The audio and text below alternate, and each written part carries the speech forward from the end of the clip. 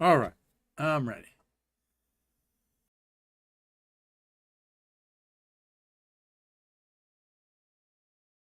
And so glad that you're joining us today. Happens to be August 29th, 2025, and I'm broadcasting from our studios inside the American Space Museum in downtown Titusville, Florida, about 10 miles from the historic launch pads of Cape Canaveral and Kennedy Space Center.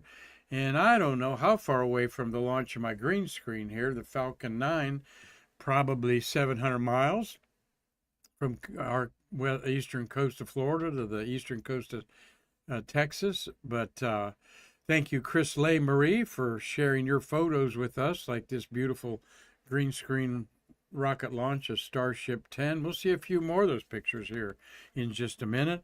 Want to thank Matthew Raj for running the Streamlabs board today. We gave Marty a day off. He's become really excited about golfing, Raj. And I think it's because he's driving the ball better and he thinks he can beat me finally. But good for Marty to take a day off. And in fact, I'm taking next Thursday and Friday off to take care of some personal business. And we'll do some reruns that have become popular for those of you that are catching on to stay curious this year. We're trying to reprise some of our greatest hits, so to speak, of our history, and wanted, let's see, we want to go back this way. There we are. Yes, our history is 1,000. This is episode 1,352 today. So it's March 23rd, 2020, born out of the pandemic. We certainly do thank all of you for making that possible. We have over 4,000 followers on YouTube, and that is big in our humble nonprofit for people to know what's going on. That's perfect, Raj. Excellent there. He's pulled over your comments there. And thank you, Rosalie, Jubilee there. And she said she's trying to stay curious again. And I guess Carlton Bailey says I'm keeping you in suspense. Very good. There's my buddy Mitch Rothman from Colorado, and he's from all over the place, but he's got a nice home in Colorado. Dean Babcock, good afternoon to you.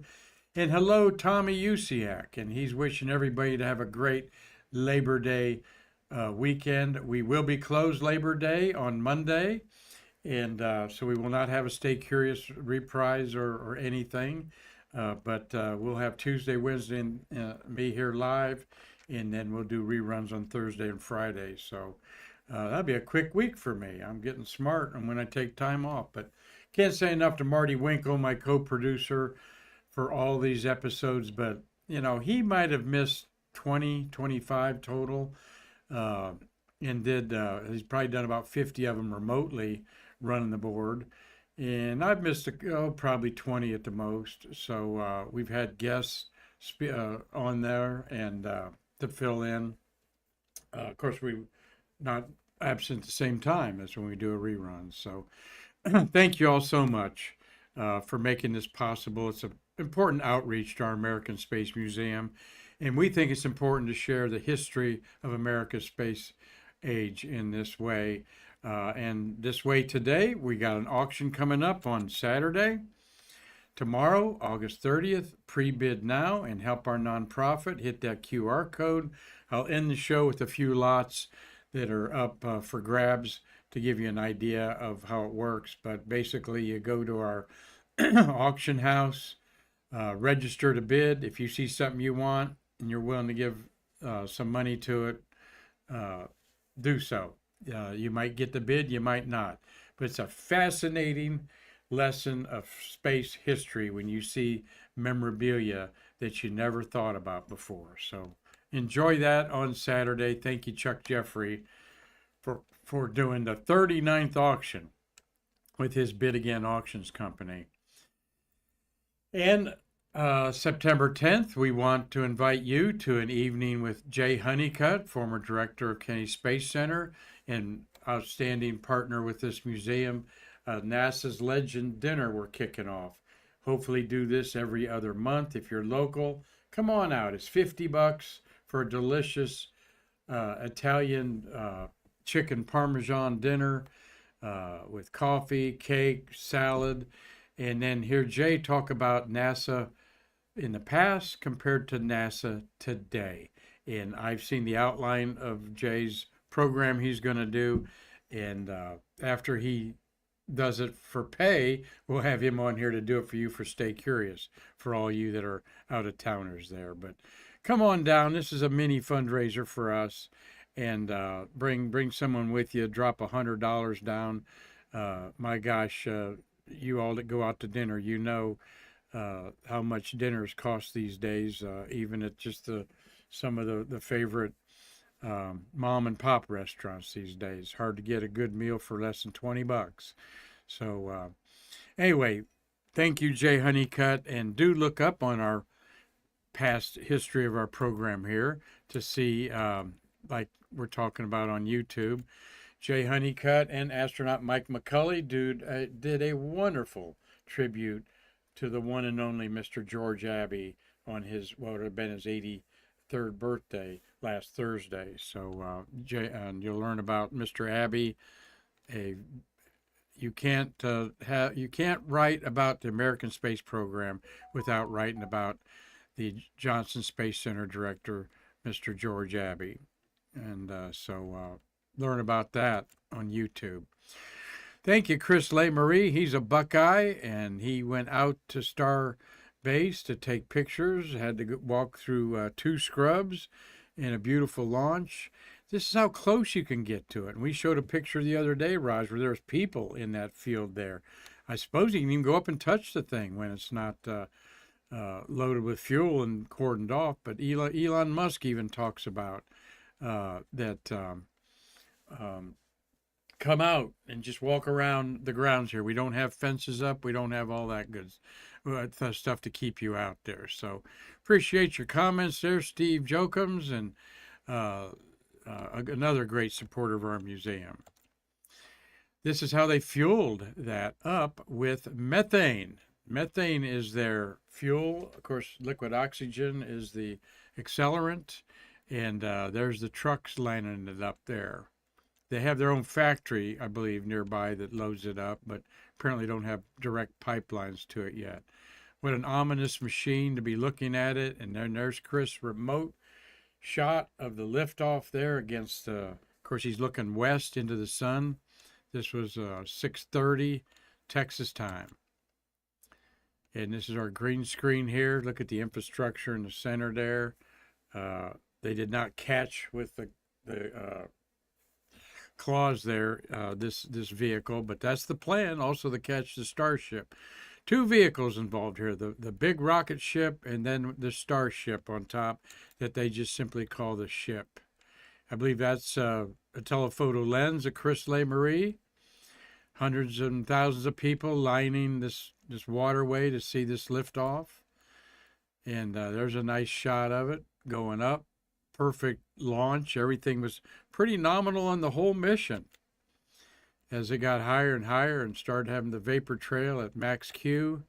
And then there, Chris could actually see the booster coming down into the water. They did a special maneuver here too. A big test that they tested a lot of stuff and so successful. And Raj, I was mesmerized as we're looking at the empty launch pad there. I was mesmerized for 90 minutes. I had my takeout food on next to me and just enjoyed it like watching a movie unfold before me, and it was pretty cool, I gotta admit. And many of you heard Mr. Musk talk about his dreams and ambitions, and he thinks he can launch one of these every hour off Kennedy Space Center property. We'll see about that, as public meetings have been held all week on Starship. 4 different forums where the Federal Aviation Administration conducted these public in-person meetings, and then they had a virtual one. Will be Wednesday, September 3rd from 6 to 8.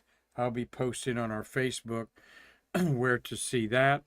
But you can just go maybe virtual Starship FAA meetings and bring that up.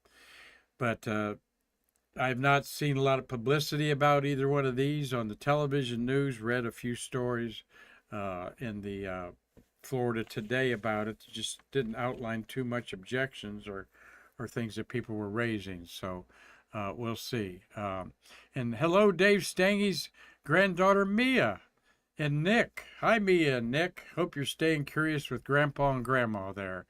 And glad to have Julie watching today as Mr. Dave Stangy up in Michigan is one of our ardent supporters. And Raj, I put something on Facebook. He's all over it before I could even get back and correct anything that I do wrong, like I did on somebody's date on their birthday when I proofed it. 30 seconds later,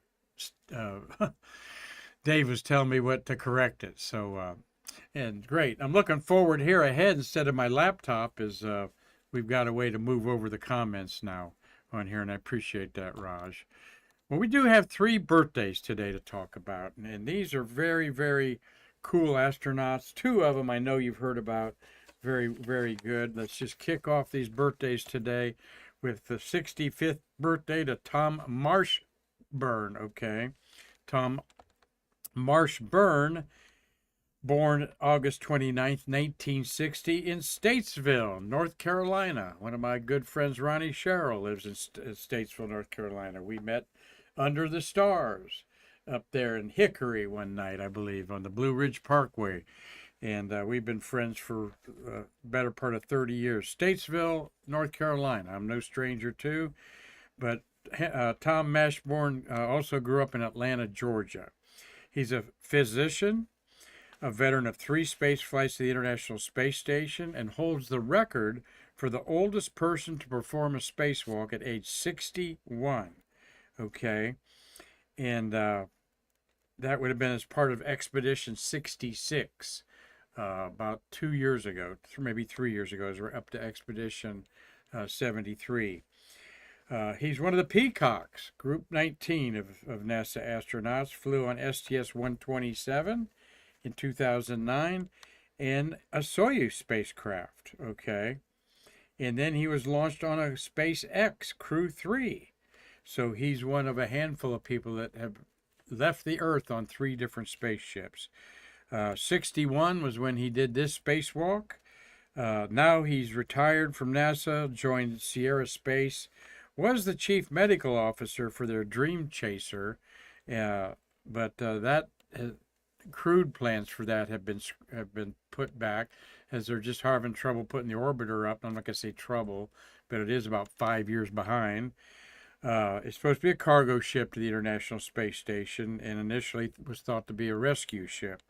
Also, Orbital Reef is the Sierra Space's space station that they'd like to develop. So he got his doctor training up at St. Vincent Hospital in Toledo, Ohio, where he was a life flight physician. And I grew up in Findlay, just south of Toledo. And that Toledo Blade afternoon newspaper is one of America's great ones. Happy birthday to you, Tom Marshburn, and welcome to the senior life at age 65. Well, we've got another birthday that I bet you know this guy, though. Chris Hadfield. If you're a Facebooker, how could you not see a post or two from Chris Hadfield, born on August 29th, 1959 in Sarnia, Ontario, Canada. He's the first Canadian to walk in space. All right. How many days he's got in space there? He is 66, by the way. Born in 1959. I don't see the total days in space there, but he has got, he uniquely flew as a mission specialist on STS-74 to the Mir Space Station in 95. Then he went to the International Space Station STS-100 in 2001. His third space flight was on a Russian Soyuz in December 2012 as part of Expedition 34. And that's where he became social media darling, as he promoted his Toronto Maple Leafs, of course, in the cupola up there. But he sang Space Oddity. Okay, David Bowie's classic space song. Uh, he had all these cuts and put a video with friends together of Space Oddity. He sings quite well. And the video, I watched it today because I enjoy it. I love the song. And he's singing it, not David Bowie. And he does an excellent job on it, even playing the guitar solos there on this acoustic guitar that you see floating around. It has 55 million views. It's incredible what he has on there. So, but a great guy. He maintains a large social media following. He frequently debunks space myths, okay, and promotes space travel. So happy 66th birthday to you, Chris Hadfield. There's what he looks like. He's aged pretty well, I think, there for sure. And let's see, what other comments do we have there? CB's talking about, I think Texas may be doable, but whenever they launch anything here, air and marine space are closed, and with the port in Orlando, the busiest around, can't. I agree with CB there. So Steve Jokums, I think it could do like Steve Jokums talks about, irrevocable damage to the Space Coast, and people are going to want to come and see the Starship launch. But if they shut down Playa Linda Beach for 60 days, that really hurts their bottom line at $20 a carload. Playa Linda is a private beach. It's a national seashore beach, or it's not private, but it's a national seashore beach. And it's $20 a carload, or you get a pass that allows you to go in any park in America. And that, but they didn't have vendors out there. It's not like Cape Canaveral and Cocoa Beach. So we're looking at Chris Hadfield there talking about the Starship coming to the coast, and we got plenty of time to talk about that. Hello, Elena, and hello, Doug Forrest. Well, our one of our very, very favorite astronauts is spending a beautiful day on his 77th birthday, and that is Charles Walker. Charles David Walker was born August 29th, 1848, in Bedford, Indiana. There's my hat there. You certainly deserve it, Charlie. He's gotten a bunch of free meals off of us here at American Space Museum because he's an astronaut that has been in our museum. We love talking to him. Raj, he's one of the best conversationalists that I've been around at a dinner. He doesn't dominate the conversation, but you listen to him when he's talking because he's a very intelligent man. There he is in our gallery, holding up a shuttle that he signed for us there. He's got a cool Schroeder's cat, walks into a bar, and then it doesn't. Okay, and that's a classic psychological experiment there. Charlie, born in Bedford, Indiana, the proud Hoosier and Purdue Boilermaker graduate, was the first non-government person to fly in space. Over 24 astronauts from Purdue. He was on 3 shuttle missions, STS-41D, STS-51D, and STS-61B with a boy. Those 3 launches were in 15 months apart. Incredible. No astronaut has been launched to 3 missions in 15 months, or cosmonaut, all right, for a total of 20 days in space. But he was not an official astronaut of a class of astronauts, okay? Let's look at him. Look at his missions there. Flew with Judy Resnick. He trained for all these missions, but he was working as a NASA contractor with McDonnell Douglas on space shuttle propulsion, so he was intimately familiar with the shuttle. He invented something called an electrophoresis machine. It's a medical apparatus that was the first production device to take advantage of prolonged weightlessness. He invented it, and he was a skilled operator of an electrophoresis machine. Think of a sieve that you would shake out flour, for example. And what an electrolysis machine does with blood is it sifts through the corpuscles and weeds out different sizes or oblong shapes or whatever that cause diseases and so forth. So it's a way to detect if you have some type of blood diseases. And there's a lot, DNA is another application that it's used on. And so he trained a couple astronauts on it, and the word got around. I don't want to be up there all day for 6 days tending this machine. It's tedious, and it's got to be babysat and all. Why don't we just put Charlie up there? So they did. And despite him risking his life on these 3 missions, not even wearing a spacesuit, Raj. That's when they wore just the coveralls, like a flight suit.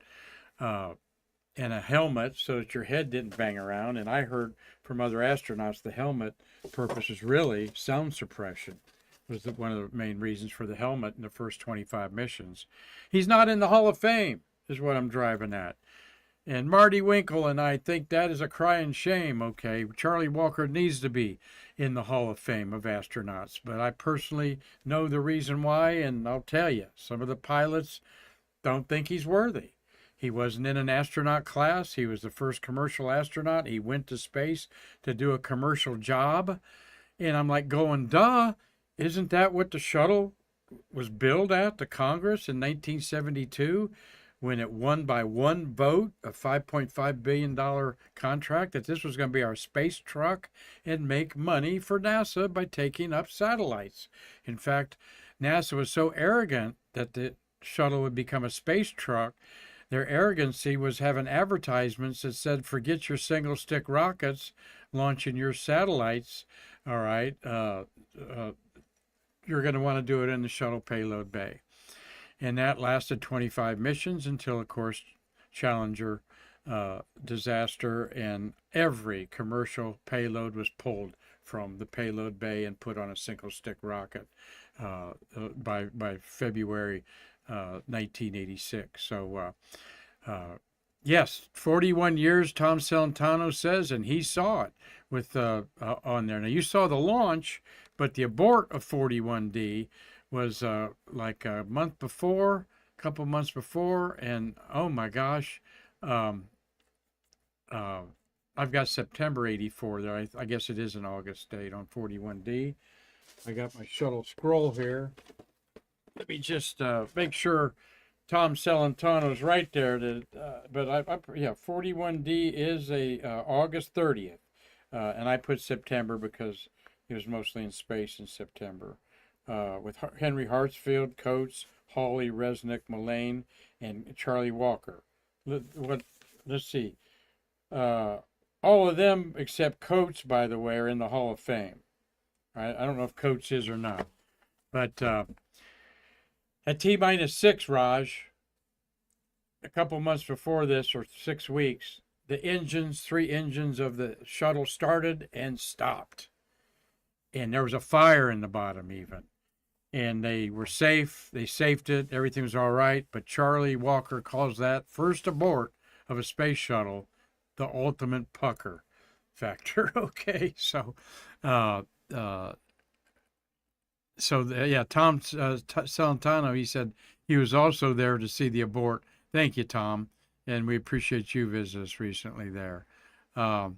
We wanted Charlie for our Peoria L5 Space Week, but he was busy, and we got Robert Woods and Charlie's sidekick at the McDonnell Douglas. Good for you guys.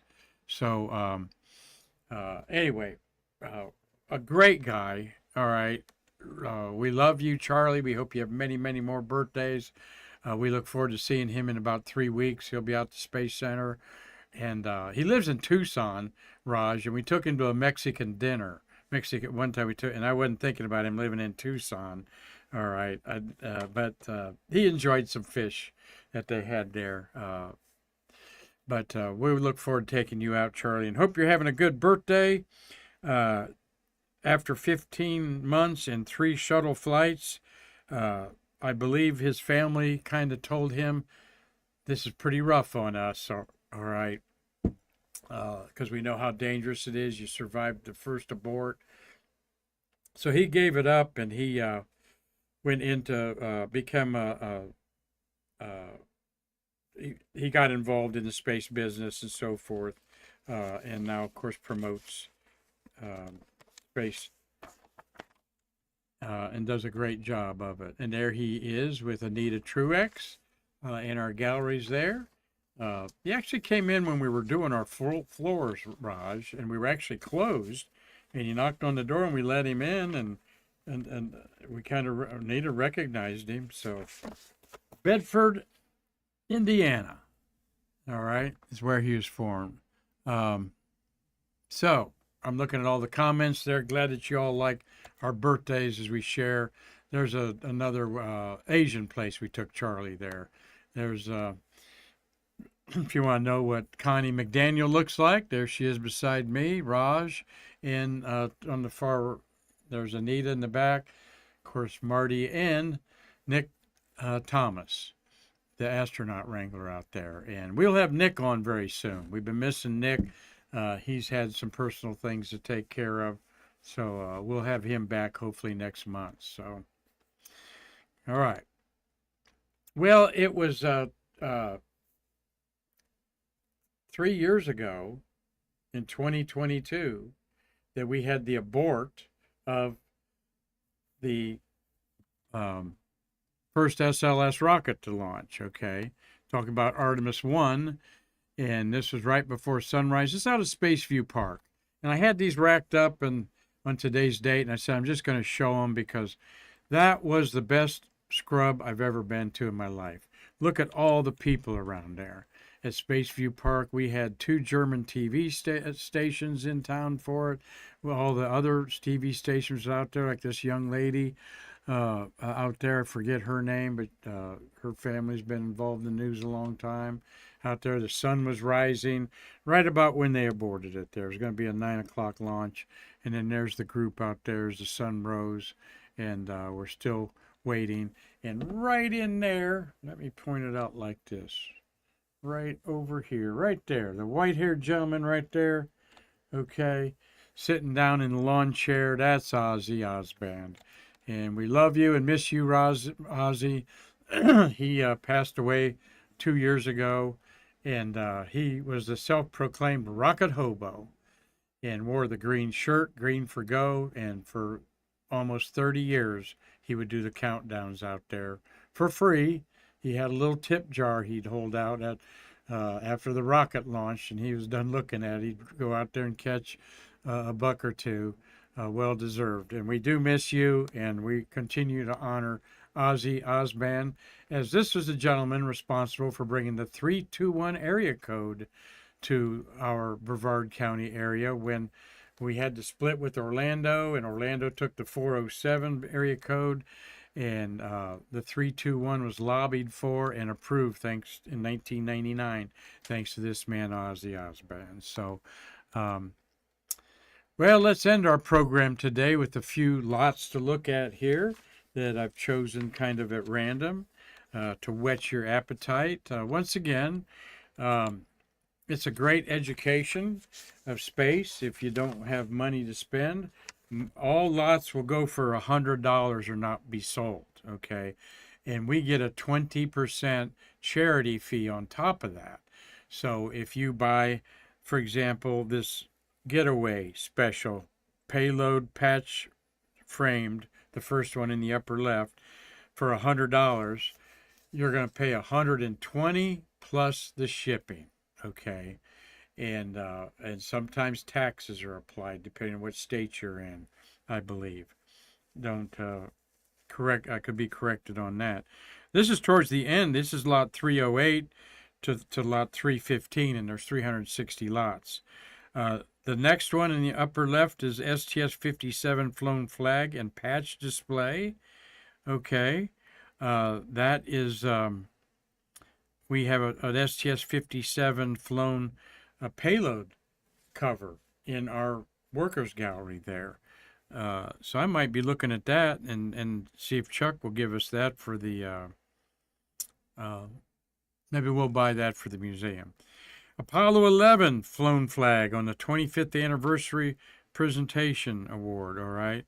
They would do this on the Apollo anniversaries of 10, 25, and of course 50, and have flags that I'm not sure if this was flown around the moon. It would say the detail in there, but it's definitely flown on a shuttle to honor him there.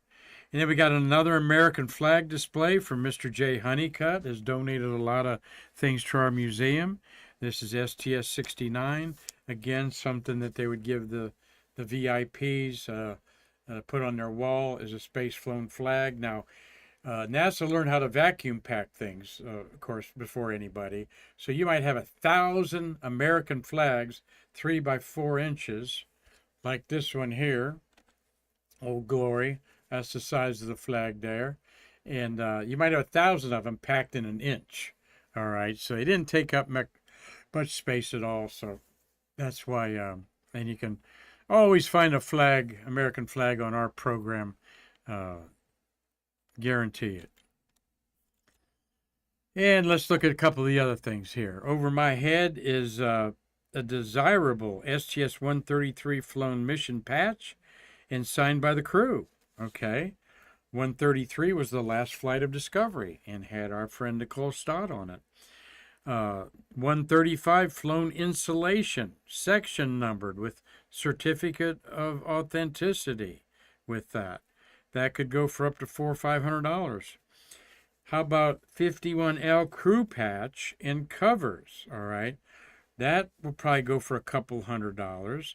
These are postal covers, not so popular in today's world, but one is the Teacher in Space postal cover, and the other is 51L's iconic signature image there. And this being a crew patch, this is not your $8 or $9 patch you buy in our gift store here. This was one that was given to the crew mates, especially for them to disseminate to their friends and family. And there are a little different artwork in there. There could be something embroidered in there that's not in a regular patch. So that's a very cool tribute to our fallen heroes of Challenger. And then you've got Jerry Ross and Woody Springs signed lithograph there. And they were the spacewalkers on 61B that put together some poles and then whatnot to test the ability of us to build an International Space Station. They're using the poles weren't important. It was the connectors that they were using and so forth, like little tinker toys up there in space. And how about Mr. Jim Lovell passing away at age 97? And there is a beautiful, beautiful autograph by Mr. Lovell on Gemini 7. That was the unique, once used only spacesuit that he and his good friend Frank Borman flew on Gemini 7 when they were beside each other, as close as Terry White was further away from me than they were on yesterday's show with Terry White. Your front seat of your car, take about a third of that away, go closer. These two guys were side by side like in a Volkswagen front seat for 14 days. Excuse me, Jim, I have to go to the bathroom. Would you mind turning your head? You know, I mean, you just got to wrap your head around it sometimes, what these astronauts do. You think you could do it? You're thinking about doing it for an hour or so, okay? You're not thinking about what these gentlemen went through. American heroes. Own Jim Lovell's autograph at our auction. It should go easily for this, with this picture that's a NASA photograph, should go for $300 or $400. All right, some goodies that we also have here. Mission success, a team effort. This was a big mantra, of course, and I'm constantly made aware of it, that everyone at NASA working, the contractors, everybody had to do their job. There was a chain link, and one weak link could break the whole chain. All right. That was Gunter Vent's book, the pad leader. He wrote a book called The Unbroken Chain. All right. And if a configuration management administrative person doesn't follow the right part in her or his database, and the wrong part gets on the shuttle, that could break the link. All right. As well as from the launch director. not listening to his people chime in. So very important, these posters, and that's a revered poster. It'll go for at least $100, and I'm getting another one signed by Astronaut, so we can sell it for $5. Next is a vibration insulator from Mobile Launch Platform 1. This is a Marty Winkle is offering this, and it's actually think of a spring, but you can even stand on it and make it budge, all right? Then you got a collection of all 135 mission pins. We've done the collection for you, okay? Do the math. $3 a piece would be a steal for a pin. $3 a piece. What are we selling for, Raj? 5 to 7, right? Something like that. So 3 times 135 is 300. Let's see, 15, 165. Yeah, you're talking $465 probably. $400 to $500 to collect all these pins, and he's got an estimate there starting at 300. Right, and it could have a reserve on it of that. You have things you want to put in our auction, you'll get a hold of Chuck. I didn't put his info up there, but we have it on our Facebook and YouTube page, a Bid Again Auctions. And you can even send him pictures of stuff, and he'll be honest with you what you got there. But if you want something to go for a certain amount, you can put a reserve on it. A set of 135 postal covers from all the missions, all right? Starting bid of $100 on that. We've done the work for you. Start your collection of that. Then we got some things that are a little bit different. We've got Bob Seek's Space Shuttle Training Aircraft Flight Crew photo given to him. Signed, again, Bob Seek, another fabulous supporter of our museum. He launched 51 shuttles, more than anybody. Bob always says, yep, and all 51 of them landed. And a great guy, our former treasurer, and he does not take any money off of this. Fred Hayes signed approach and landing test photographs, all right? How about flown centennial of flight flag presentation, okay? Flown in space for the Wright brothers' 100th anniversary in 1903. And then everybody wants a flown thermal protection tile section in a lucite from STS-1. And $100 is the bid on that. Might go for $200. All right, but does that look familiar to you, Raj? We have one in our newest gallery display of collectibles that people might want to collect, and that is in there because that's something that you got to kind of have if you're cool in your collection. You got to have certain things, and next auction I'll do a whole show about what a cool collector would have in their auction, things that I think are a must for the collector out there. And even if you can't afford $1,000 Neil Armstrong autograph, which is a pretty good must, you might be able to afford something else from Apollo 11. And finally, last but not least here, I pulled a couple different things off here. We've got, I'll bet those are over here. Yep. Left picture is the great Chris Kraft around a table with a bunch of engineers, and he signed that. There you go. You want to add a great autograph to your collection of astronauts. You want the man who invented the launch director job that was unknown at the time. That'd be the great Chris Kraft. Mercury Atlas poster from McDonald, signed by Wally Schirra, Scott Carpenter, and Gordon Cooper. All right, the last 3 of the 6 astronauts to fly up there. That's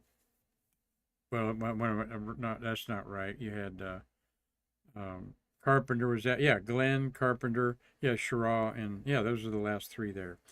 3 NASA Appreciation Awards with medallions. Now, space workers got a lot of swag given to them. It would come in their Holy Joe envelope, the manila envelope that had holes in it and everybody signed off on it, or in your mailbox. And here you have the Approach and Landing Test Award that has a coin pressed in there that contains metal from the orbiter in there. And the other 2, one's a lunar award, and the other one, I can't make out what that is, but those are fun to have. lunar Earthside chart and mosaic of the moon on there from the uh, official U.S. Geological Service there. Bottom has a very good, cool model there. Models are very popular.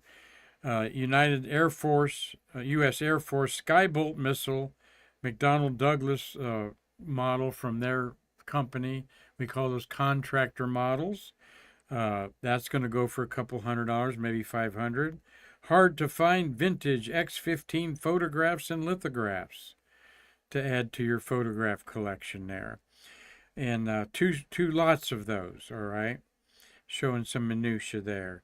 And finally, for today's broadcast, the X-15 North American Aviation Contractors model, and that bid should get at least $400. That's a beautiful model, and it'll look great in Steve Jocum's model cabinet up there if he so desires to buy it there. So, well, thank you all for watching today. Okay.